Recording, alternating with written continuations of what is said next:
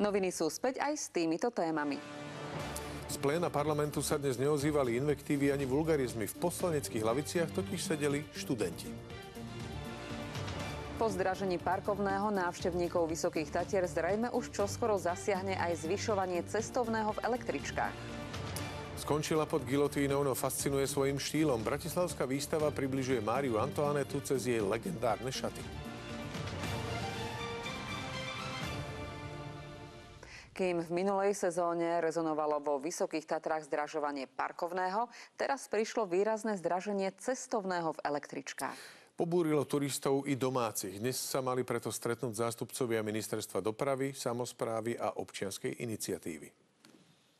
Ak bolo vo Vysokých Tatrách niečo cenovo dostupné, tak to boli tatranské elektrické železnice. Od 1. mája by sa to ale malo zmeniť. Doteraz ste napríklad za cestu z Ubačkov zo Štrbí na Štrbské Pleso a späť zaplatili cez aplikáciu 2 eurá. Od mája by to malo byť 8. Podľa našich informácií buď od 1. alebo 15. Na 8 eur to je trošku príliš. Zatiaľ by sa to nemalo týkať produktu Tatrikáta. Aký bude osud blokových lístkov, nevieme.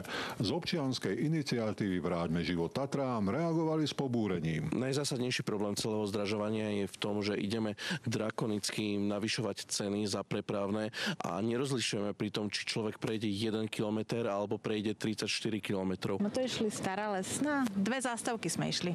1 euro. A viete si predstaviť, že teraz by ste platili 4? Ja, asi by sme išli peši. No samozrejme, sa nám to nelíbí. Hovorca železničnej spoločnosti Slovenska nám sumu nepotvrdil. Potvrdil len zvýšenie. Vo vyhláške ale svietia 4 eurá. Práve dnes sa tieto detaily mali vyriešiť na online rokovaní. Bohužiaľ dnes o 13. teda v čase, keď malo byť toto rokovanie, nám bolo oznámené, že mesto má technické problémy. Primátor sa nám na kameru odmietol vyjadriť a povedal, že podklady dostane až v utorok. Obavy neskrýva Združenie cestovného ruchu Vysoké Tatry. Sa dlhodobo snažíme spolu so samosprávou a aj ďalšími organizáciami znižovať počty aut na cestách vo Vysokých Tatrách. Z tohto dôvodu nás rapidné zvýšenie cestovného naozaj nepotešilo. Z Vysokých Tatier Jožo Kubáni, televízia Joj.